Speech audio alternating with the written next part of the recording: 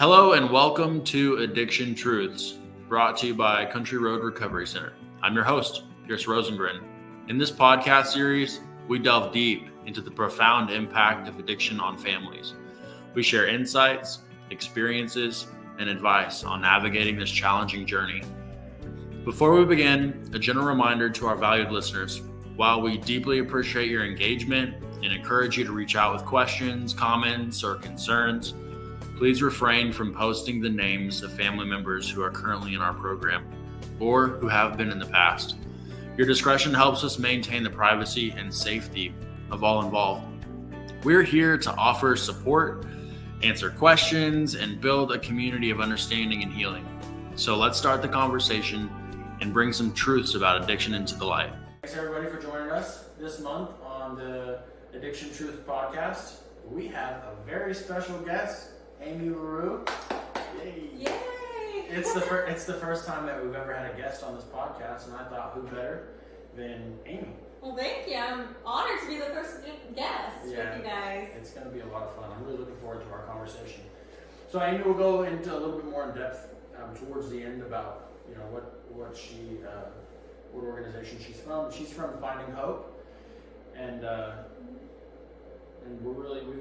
Country Road has been supporting Finding Hope for several years now. Yeah, it's been a lot of fun getting to ride this recovery journey with them and getting to see them grow. There's a lot of good things happening for Finding Hope. Absolutely. It's a lot of fun. Cool. I'm just gonna jump right in. Go for it. I want to get to know you a little bit better. Yeah. We've had several conversations off the recording, but this would be a good time to really take a deep dive Yeah, and let's learn go. more about each other. So the first question I really want to ask and dive into, I want to learn a little bit more about your experience. Mm-hmm. What's been your experience with addiction, and has addiction been something that has that you've struggled with in your home? Absolutely. So, just to back up a little bit, is I married my high school sweetheart in 2005, and we started our life together, all the things, started a family, did all that. We moved from Kansas to Oklahoma City, and both started our careers, had 2 girls, and then all of a sudden I felt a shift in our home. And I didn't know what that shift was. I just knew it felt uneasy. I felt like didn't know what I was going to come home to with my husband. I felt like I had to walk on like the eggshells. I was trying to keep calm and the peace and all of that. And I started to see some shift in his behaviors as well. Again, not knowing what it was. I'd come home, he'd be asleep. He wasn't joining us for dinner. He just wasn't a present dad anymore, or husband. And so, I did what I knew best, is I started trying to figure out what was going on. I thought he had something wrong with his stomach because he was getting sick a lot.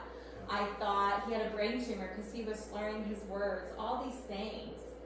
And then in March of 2015, I finally got my answer. I had found him out in our garage, and in his workbench was a bunch of empty vodka bottles he was trying to. So that's when I realized, okay, he's been using alcohol. What does that mean though? Like, is he an alcoholic? I didn't know anything about it at the time. Yeah. So when leading up to that, when you're having these feelings and you knew something was off, did you ever question at times, like, is it something with me? Is it like something that I'm doing? Yeah, absolutely. I thought, well, if I did this, if I did that, all these ifs, if I was a better wife, what am I not doing as a wife? If I kept the house cleaner, if I, kept the girls quieter, if I stopped asking him all these questions, and not questions about like what's going on, more questions along the lines of like, normal everyday life, like, hey, can you take the trash out type of things, those. Maybe if I stopped what I felt like was nagging, it wasn't necessary. Looking back now, I wasn't nagging, but thinking if I nagged too much, maybe that was what was driving him to act that way. Yeah. I'm going to take a quick pause. I just got a phone call, and I want to make sure that it's still recording. So I'm just going to edit out this little time frame, but I don't want to go the rest of. Okay. Sorry, we were doing so good there. Will I have to do a whole recording for? So sorry. I wanted to ask a follow-up question because you had said that, especially in hindsight, there was some sort of shift in the energy of the home. How did, thinking about that shift, what were the things that changed in your relationship with him during that shift before you found out about the alcohol abuse? And what were the ways that you saw relationships change between him and your children? So the first one was he just wasn't asking me. He wasn't to back up. I was a school teacher at the time, right? And he wasn't always asking me all the questions like a husband would ask. I saw that shift. It was all, he was just in his own world in a sense and doing his own thing. And I would try to get conversation going or try. And then I finally just it's not worth the try anymore.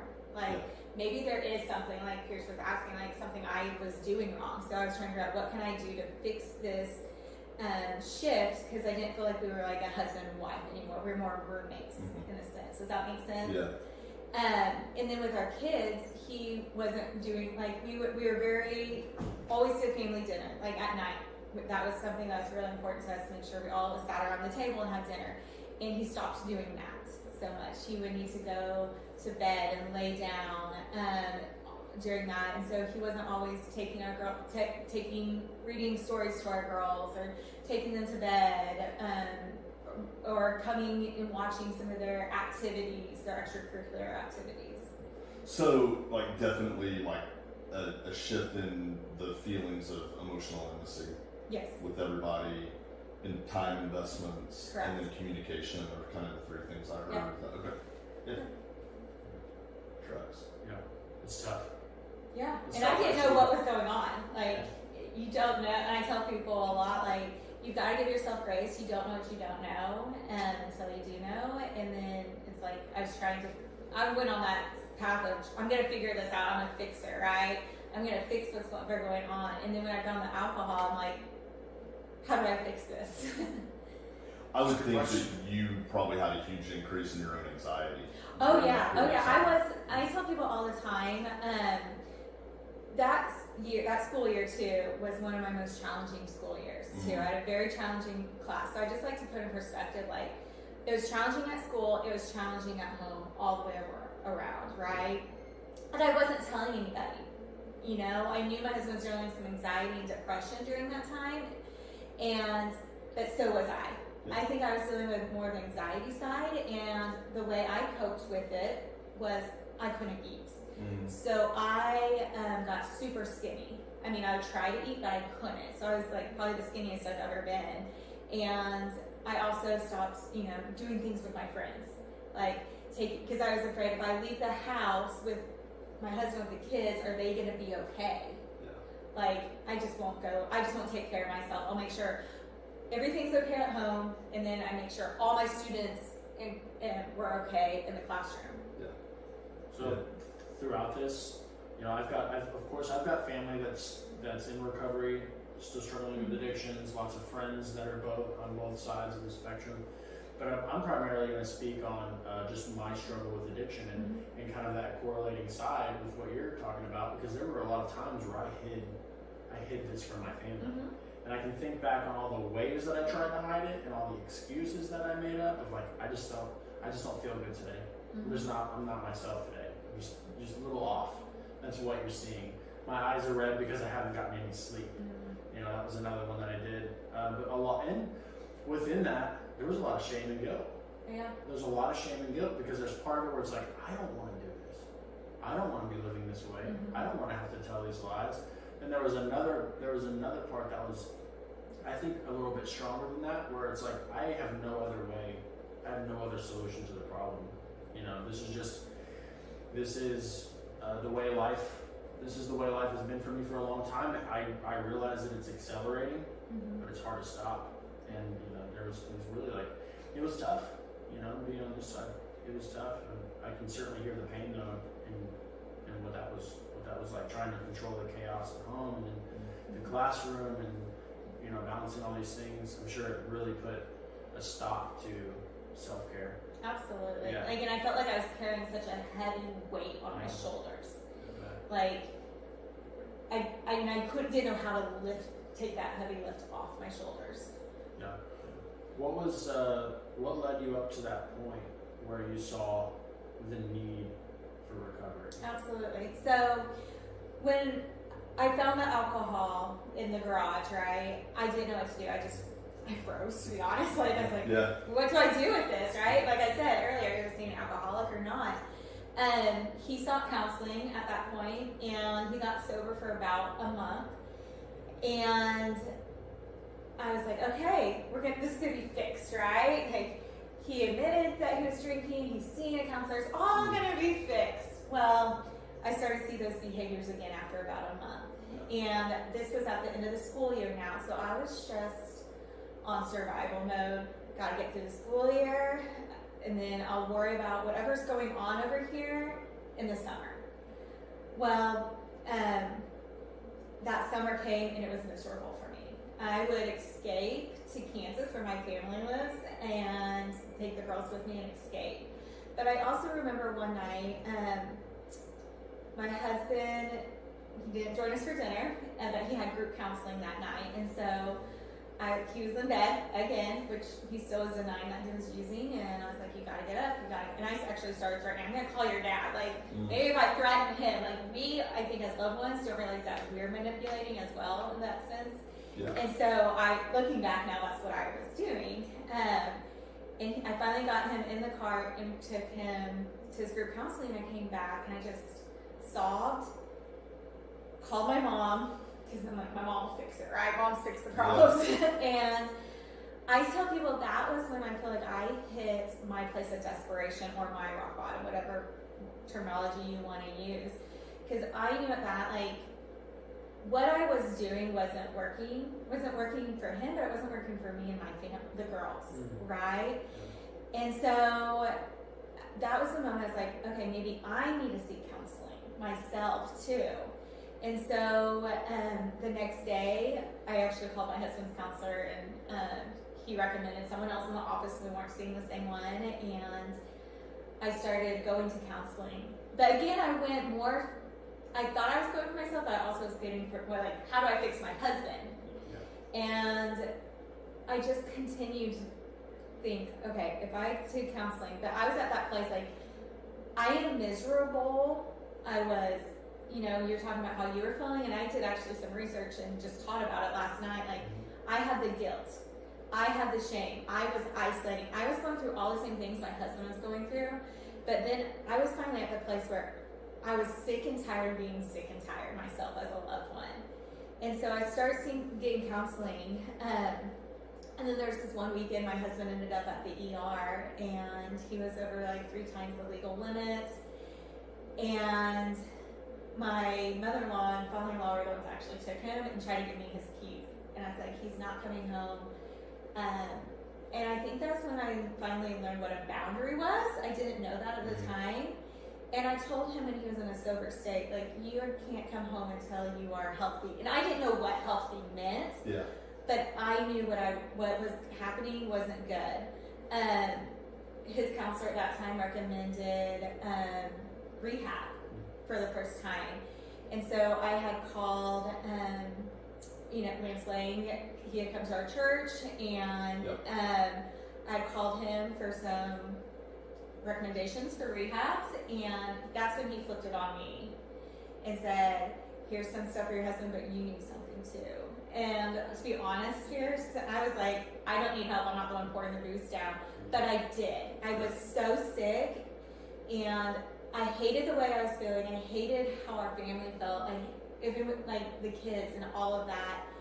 So I went to my first Finding Hope meeting and started this journey on my own recovery. Whether my husband over here got sober and in recovery or not, I started the path of recovery for myself. Yeah. Were there points along the way through your story, where you like felt super angry? the whole time. Yes. Yeah. I mean, I was very angry.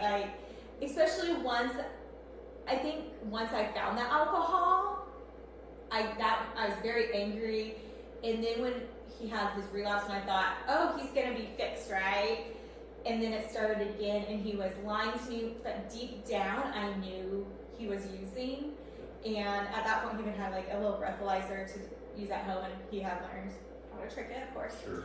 And so the anger just built up. And that's why in the summer I would escape to Kansas, because I was so angry, I wanted out of it. And that was a place I could retreat. And actually my mom and dad could take care of me. That was the place I confided, just let him go.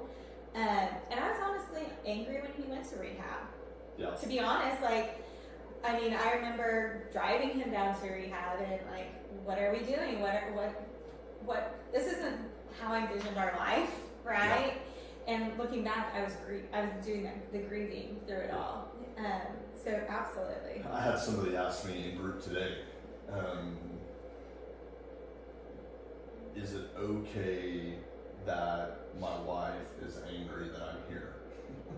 And I was like, I would expect her probably to be, at least on some level, and that's okay, and you need to be okay with that. That's just a whole part of the dynamic and the process that happens. Because one thing we talk about, I'm sure this was your experience, that we want to honor the fact that, especially at a treatment center like ours, it's 90 days. Mm-hmm.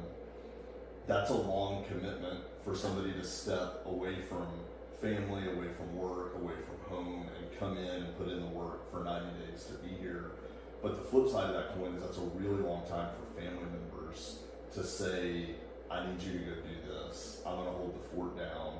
And I would think as a spouse, I certainly would have that, my first instinct being, oh, you get to go do your little spa retreat for 90 days and I'll stay here and take care of everything while you're gone, that there would be potential for a lot of resentment. And so it's just a weird feeling. Because I talk to a lot of Yeah. people too, and it's you're angry, but you also, in a sense, is I can breathe at the same time. Because it's the chaos isn't going on, but yet, and I felt the same way. I'll never forget, my husband called me at rehab, and he had just had his second massage. I was like, you had a what? And I'm here with the two kids. Things you don't tell your spouse about rehab. Number one, you get massages. There's no massage. No massages here. Well, there was. And the first one was free. The second one he had to pay for. I'm like, come on, dude. Yeah, that's So I got a bit more angry at that. And I tell wives of this all the time, is this is a short time. Yes, 90 days feels like a long time. But after rehab, my husband also went to a sober living. And he was actually angry at that, where I wasn't. Interesting. And because he thought he got to just come back home. And so, but he got to process it at treatment with his counselor and all that. But I always said, this is a short time to have the rest of our lives together, right? Even though I didn't fully understand it when he went to treatment for 30 days and then he went to sober living, I still didn't know, but I had started to learn, if I want to have the rest of our lives together, we have just been married 10 years. It was the worst anniversary ever. Our 10th anniversary, which we celebrated, was the worst one. Yeah. To have 20, 30, 40, 50 more years, I had to let that happen. And that's why I needed my own recovery, my own support group, where I could share in a safe environment, non-judgmental, with people about how I am feeling and all of that. You touched on some really important things, and I want to backtrack just a little bit. And when you had said that your husband went to therapy, and he was getting better for a month, and then it all fell apart, and then you found finding hope, right? And did you find finding hope before you got sober? So when I had called Lance about finding rehab, so pretty much the same time. When he went to rehab, I went to my first finding hope. Gotcha. It's one thing that I see often in my experience with working with families at Country Road and seeing the experiences just across the spectrum a lot of loved ones don't get sober, but that doesn't mean that there's not hope for the loved ones to find, like, to dive into their own recovery and find hope for themselves. You experience that? Yeah, I see it all the time too. And I mean, like, it's like I said, I used to be a teacher, and so like I got to always see the light bulb come on, and I loved that about teaching. But I get to see that at Finding Hope too. Yeah. I get to see, like, when I walked into my first Finding Hope meeting, I was very angry.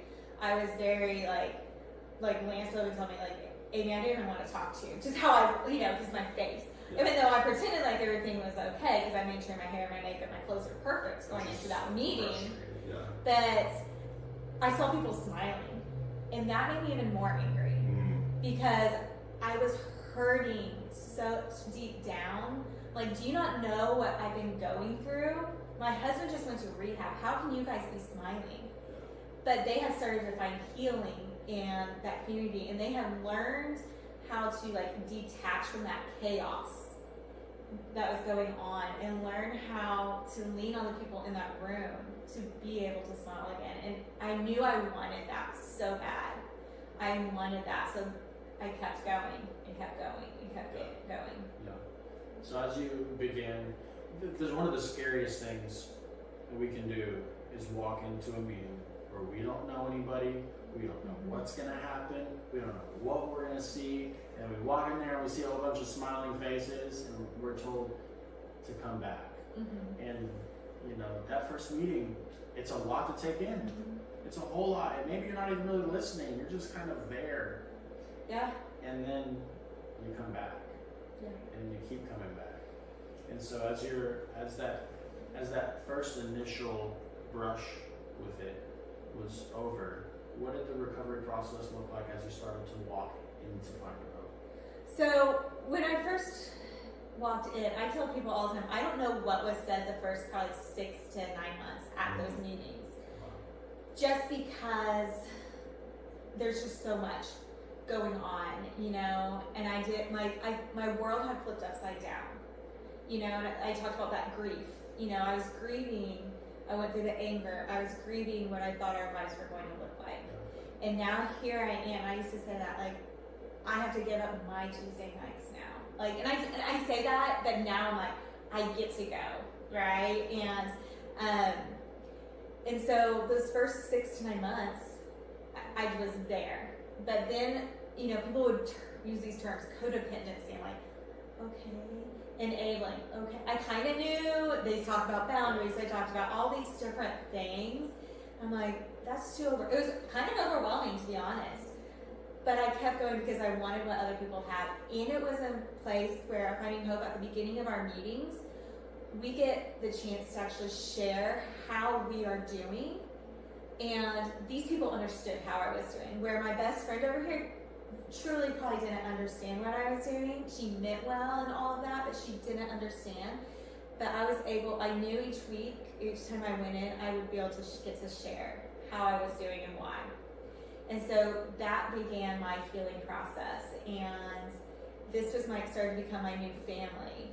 And like I said, I was going to sober living, and then when he was transitioning out, that was another very scary time, because it's like, okay, I've learned I am no longer his therapist. I cannot be his AA sponsor. I'm not his doctor or nurse, and all these things I took on. Yeah. And so it's like, when he was in the sober living, they helped keep him accountable and did all that, and so that's why I thought it was so important that, like, I got to continue to work on myself while he went to rehab and to sober living, so that when he came back home and transitioned back home, I would be a healthier version of myself.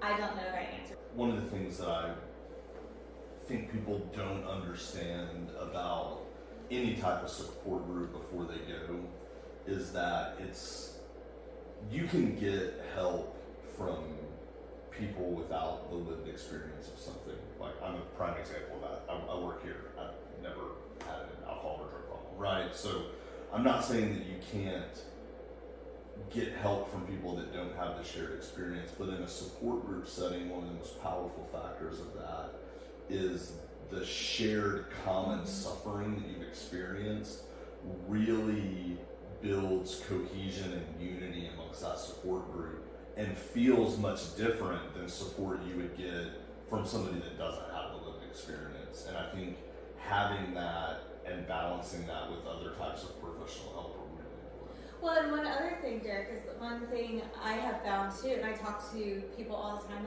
that I talk to on the phone, is like I knew that would be the place I would have start to open up or in with my therapist. That sometimes you just don't want to always be talking about it. And so I knew this would be a place that can talk about it, you know, and sometimes I tell people at night, I don't know if you agree with this, like doing all those readings, doing everything at night makes it almost harder to sleep at night because your brain is going like a hamster wheel. And so I even tell people find a different time to do the reading or have a boundary when you're going to do all this research what time. And so sometimes when I'm with my friends, I just want to be their friend. I know they mean well. Yeah.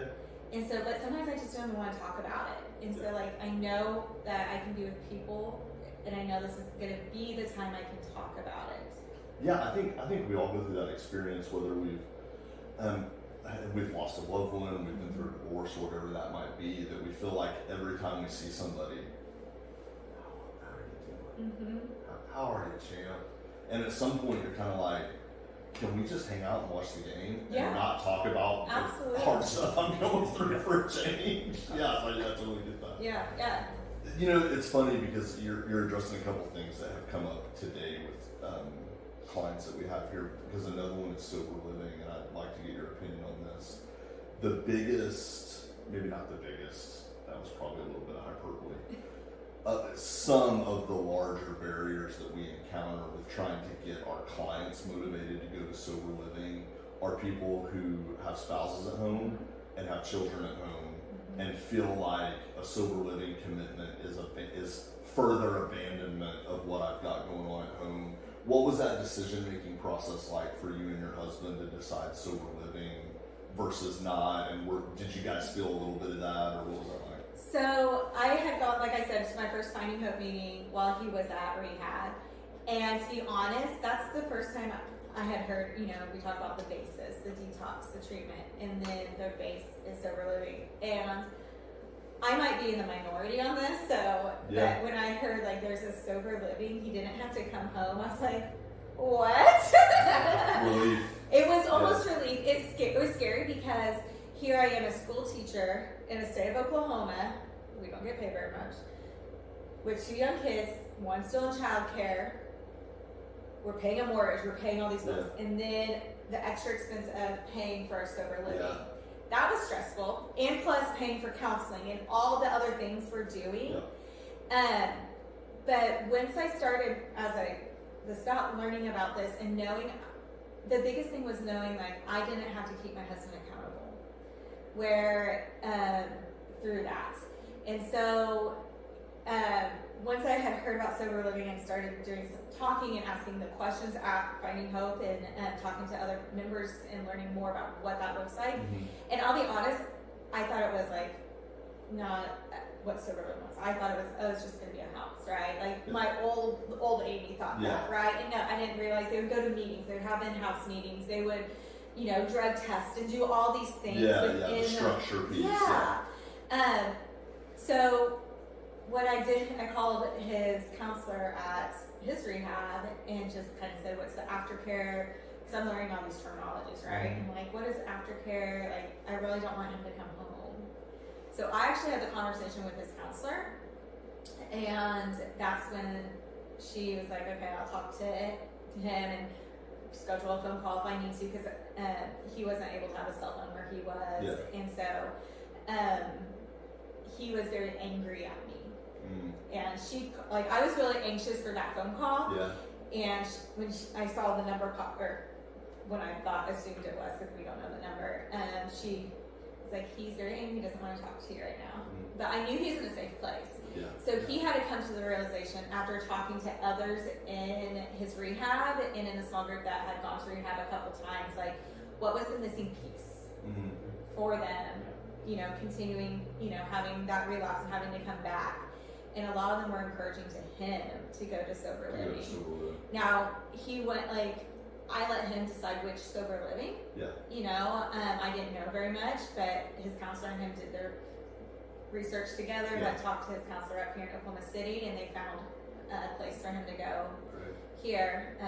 How long did he do sober living before he eventually came back home? 3 months. 3 months. But what I know now it would be totally different. Yeah, but that's still, I mean, that's almost the exact same thing that I said to clients. Like, hey, even a 3-month commitment to sober living eases the transition versus not going at all. Like, commit to 3 months, see where you're at. If you need Yeah. more, do more. If you're ready, you're ready. But to bypass that, I think makes things a lot harder. Well, and I think, and you can correct me if I'm wrong, like, he was in this safe place, and his was only 30 days. Yeah. So his rehab is only 30 days.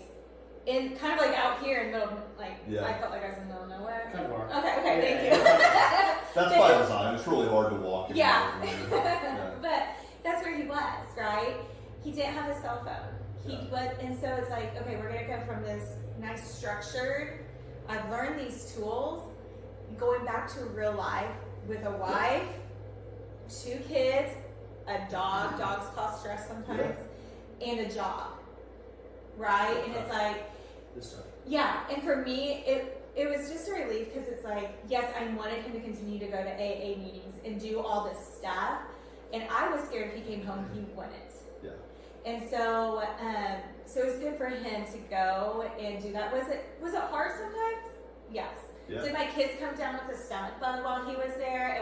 Was I in tears because Mama doesn't handle the stomach bug? Yeah. Absolutely. Were there times I wish he was home?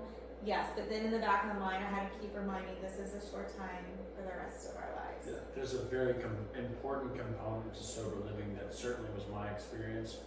It was because treatment is that like step one. Mhm. It's step one into changing the rest of your life.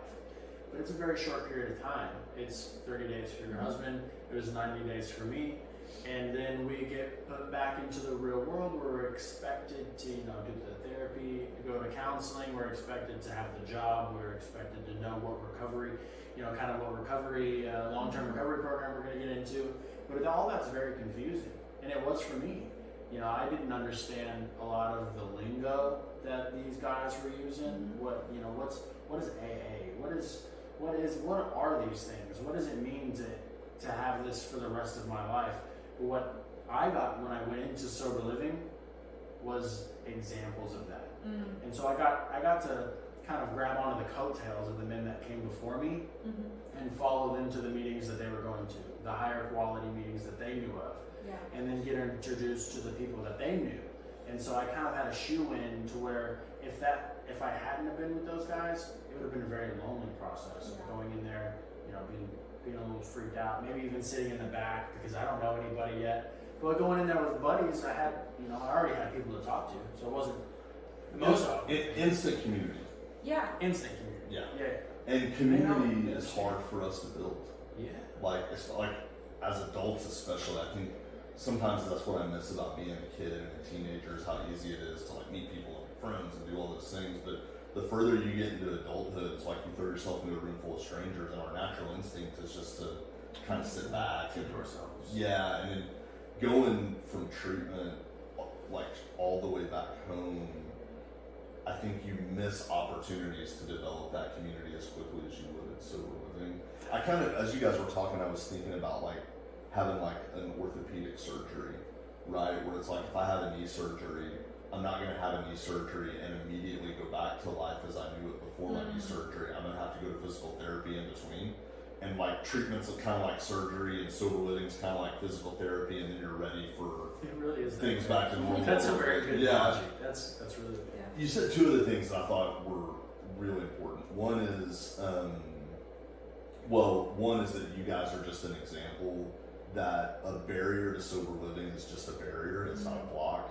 And if you're wanting to make the decision to do that, it can be done whether you're married or whether you have children or whether you don't. I had another client of mine when I had my outpatient office who was married and had 2 teenagers and lived in Edmond, and he went to sober living I think for maybe 8 months or so before he eventually made the transition back home, and it worked for him too. So it can work no matter what your circumstances are. But the second one is, as you said, that he talked to his counselor and he talked to the people that he was in treatment with and had community with. And that's one of the things I was telling people in group today. Any decision that we make on our own has a high probability to be a poor decision. Make decisions in the context of your community. Make decisions with the people in your life that care about you and that you're doing life with. Whether that's in a treatment setting or even at a setting back home. Like if you're in treatment, like the people that you're in groups with, listen to their feedback. Like if everybody in group is telling you you should go to sober living, you should probably listen to them, right? Like, but even if not, like if I have an important decision to make, I want to talk to my wife and my dad, my brother, the people that I go to church with, and the people that I do life with. And if all of them are telling me, hey, I don't know if that's the right job for you, even if I think it's the right job for me, I should probably listen. And use those resources and those things that we have in place. Yeah, they can see something that you don't. That's an outside. They almost always do. Yeah. That's good stuff.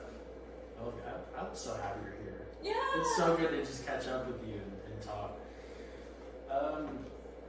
I guess really what we've gone over. Oh, I was thinking. At one point in your story, you were talking about books. You were talking about reading books, and then you also mentioned how like you're not the therapist, you're not the doctor. It sounds like there were some tools involved in that, like some spiritual tools that you were learning along the process.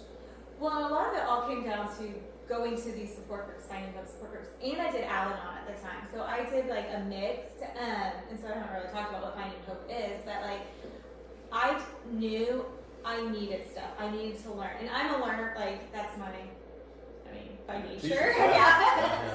And I'm a fixer, right? But I knew at this time I was the student. Like I needed to be the student and learn. This is all new, and so again in my groups, listening to the people around me and learning from them, and just taking in what I was learning at both Al-Anon and Finding Hope, and then applying it to my own recovery and my own life. And a lot of it though, not just the things I've learned, isn't just for my husband. I've learned it for my group of everyone, like my own family, my co-workers, all of it. Like I've learned I don't need to go in and fix other people's problems. That codependency of me, sometimes we just forget we need ears to listen, right?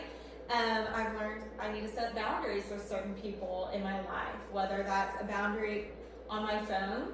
Like I've started setting do not disturb from 10 to 7. I need that for myself. Learning, I can tell, I call it crazy Amy starts to come out. Like I can tell when crazy Amy is about to come out. Like I can know my triggers, but this is stuff I've learned. And it's like, okay, what do I need to do? Okay, like I need to start walking again, right? And actually just this week I reached out to my therapist and like, okay, I can feel her coming back out. And so it's like, and that being transparent with you guys here, I've been doing this for 9 years, and it's like, okay, it's time for me. I need my counselor right now. So I have an appointment next week with my counselor. So, it's one of those, and that's what she's there for. Like, I'm with her, and then when I feel like, I can go walk away, but I know she's just a text away saying, hey, I need to come back in. Yeah. And so knowing that is really important to me, and, I'm a believer of faith, and so that's got me through a lot of this as well. And then, just thinking through, that was my prayer through this, was what am I going to do with this, right? How I was feeling initially, when I was before I went to the ER with my husband, I dropped our kids off, and I told my friend Sarah, I don't want another wife to feel the way I'm feeling. I don't want someone to go through this all alone, like I was going through it all alone. And I didn't know what that looked like or any of that, if my husband was going to get sober or not, but I knew what I was feeling. I didn't want anyone to feel that way. And so I just prayed how we're going to use this. And then, I started going to the meetings, and now I'm crazy leading these support groups across the country. Let's dive into that. Let's see what does your... But before we get into that, because I know that that's going to move us in a different direction, I just wanted to ask you. I would regret not asking you this because you mentioned it. You mentioned being a person of faith. Through a process like this, it can be particularly challenging, whether it creates spiritual doubts or those type of things. How would you say going through all this has actually changed your faith now as opposed to maybe what it would have been before all this happened? Yeah, absolutely. So I grew up in church. Like, I was born, I was in church, right? Like, and I would actually say, you know, you hear people talk about this, but like, I see both two ways people go when they go through a storm. They either go away or they dig deeper, right? Yeah. I was a dig deeper. Yeah. Like, I didn't know who to talk to about it. And like that night I was saying, like, when I called my mom, I also just remember crying myself to sleep, praying to God, like literally saying, I don't know what to do. Like, I don't know what to do. And so it's actually like, I had to cling to him and his hope in Jesus. Like, I had to cling to that. And that is truly what got me through it. Or like, even today when I'm like, not sure what's going on sometimes, like, give me peace about it or open my eyes. And so like, I had to cling to that into my prayer life through this whole process. Yeah. You know, and I'm not saying like it's been easy peasy. Sure.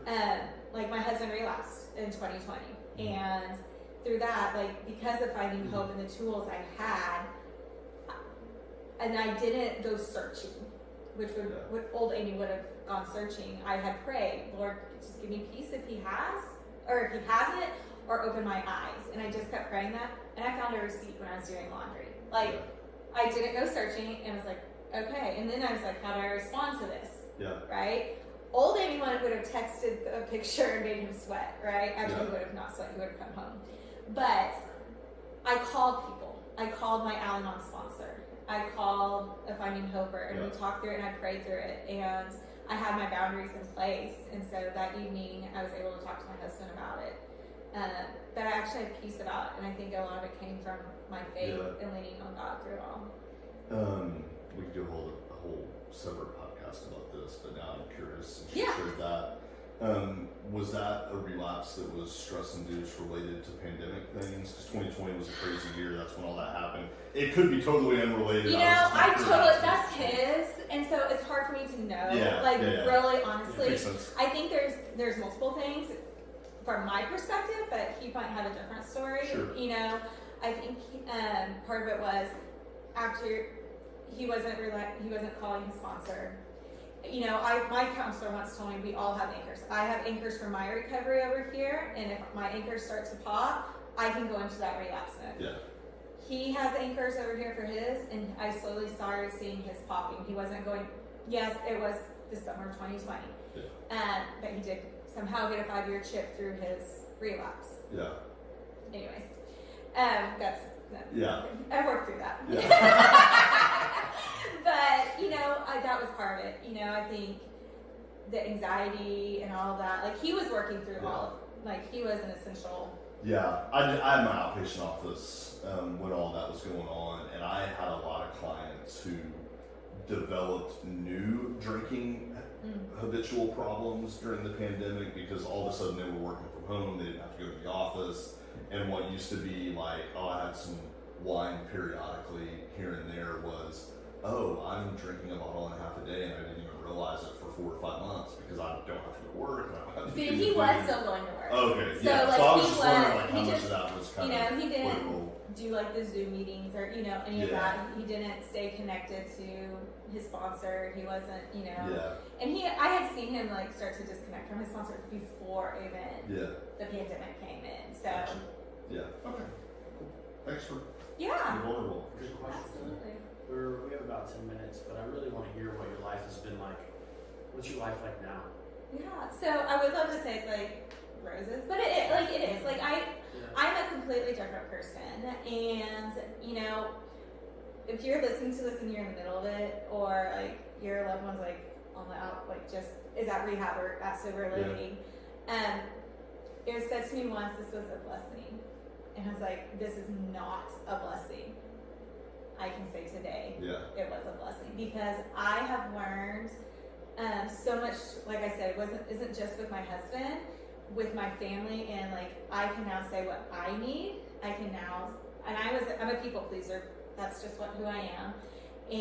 But now I can learn to say no and say no and be okay with it instead of, oh no, because dot, you know? But it is, like I have more compassion towards people as well, those that struggle with substances. When I see someone on the street now, like instead of judging them, I pray for them. And I pray for their family and all that. So like, I didn't realize I needed recovery, but I'm so grateful of that because I have found, you know, my new purpose, my, I can stand up for myself now, and I've learned the importance of responding versus reacting, you know, and healthy, you know, just I have healthier relationships all around. That's cool. Husband live back in the house? Huh? Does the husband live back in the house? Yes, That's great. That's good stuff. What's the relationship like? What's the relationship that you have with him like? I mean, I tell people too, our marriage got stronger after addiction. Yeah. But I also have had to let him do his road of recovery over here and my road of recovery over here. I mean, he has once in a while be like, hey Amy, like he tells me things like, have you done the serenity prayer? I'm like, you know. But I've had to let go of that. Like I've also learned different communications, like I've noticed, and you know, we try to do checkups every once in a while, and checkups like for our marriage, checkups like how are things going. That was what was really huge at the beginning too. After he got out, like our marriage, we went back to marriage counseling, and like every Saturday that was our check-in day. So I knew it was coming. I didn't have to, you know, and so like I would share what I was learning, and he could tell me what he was learning in his meetings.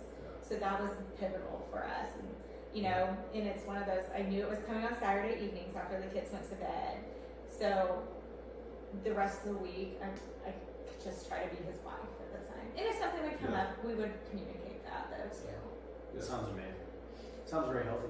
So, Yeah. well, it wasn't me. It's I get it. winning into professionals. Yeah. Well, it's a combination of different things. I mean, part of it's you guys were willing to do the work. You guys were willing to take direction, and you were willing to like lean into hard moments and stuff like that. It's really a success of the community and your higher power more than it is anybody, probably. Yeah. Yeah, it's good. Well, we've been touching on it. Do you have any other questions before we jump into the next segment? Sweet. Sip it. So we've been talking a lot about finding hope, your experience and before, during, and after, you know, all these things. What is, you know, if you would tell all of our listeners, what is finding hope? Absolutely. I could go on forever, so you can shut me up. Finding Hope is a support group for those that love someone struggling with substances. Or I tell them your loved one could be in treatment, they could be on the streets, incarcerated, or they could be sober. It's for anyone that loves somebody. So whether it's your son, your daughter, your husband. We had a husband come last night to a meeting. His wife struggles with alcohol. We have a lot of stepdads that come with their wives, which I love to see that. We have siblings that come.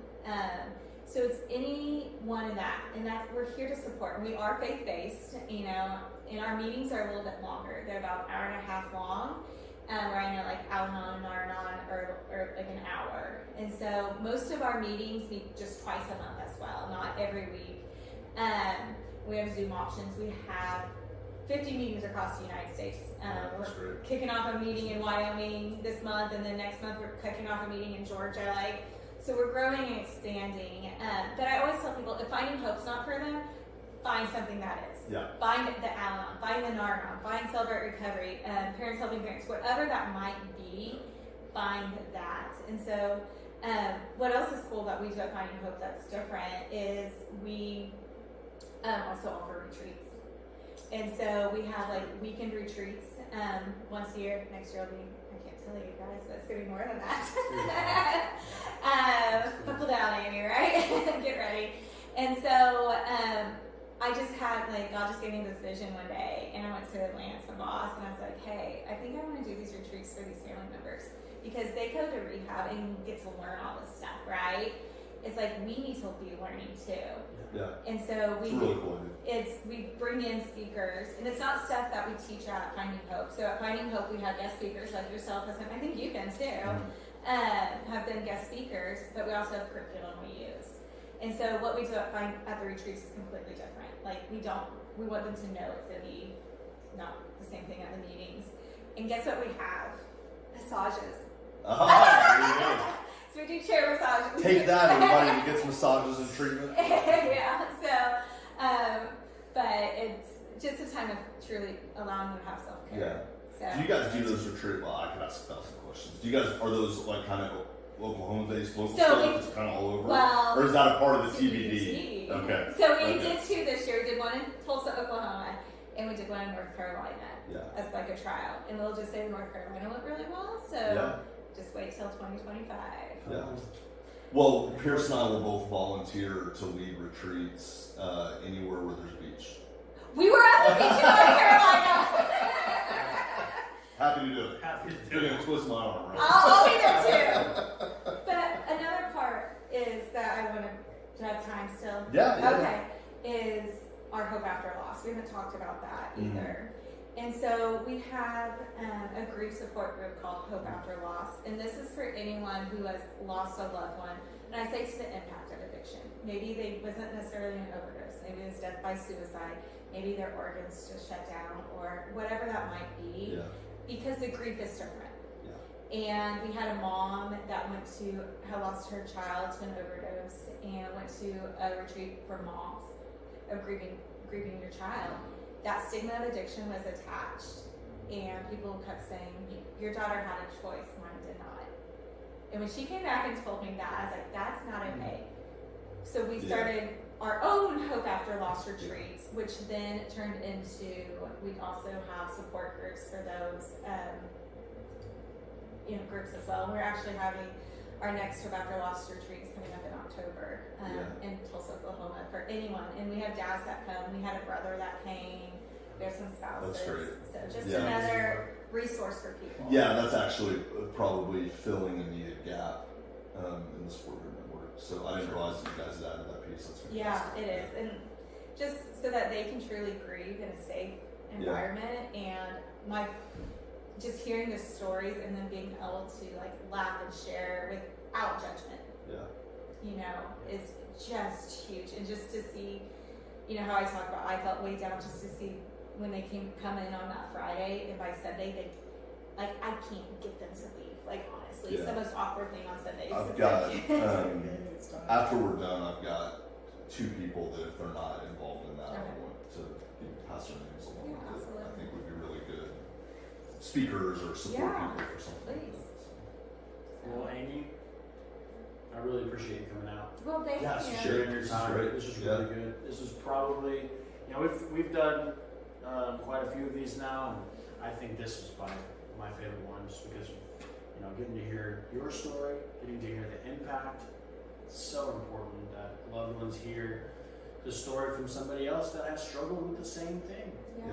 Me and Derek can talk about it until our face is blue, but there's nothing like true lived experience from all the way from the pain of it all to the hope. That's I mean it's an amazing way to do it. Well, not Finding Hope, or I'm gonna say our motto, that is, you're not alone, and we want people to know that you're not alone in this. And I think it's important for us to share stories in that sense. And I tell people it's not your fault. And then most importantly, there is hope. So that's great. Thanks for all that you do. Yeah, thank you guys for what you are doing out here too. I appreciate it. We do our best. Yeah. One day at a time. Yeah. Thank you everybody for joining us. See ya.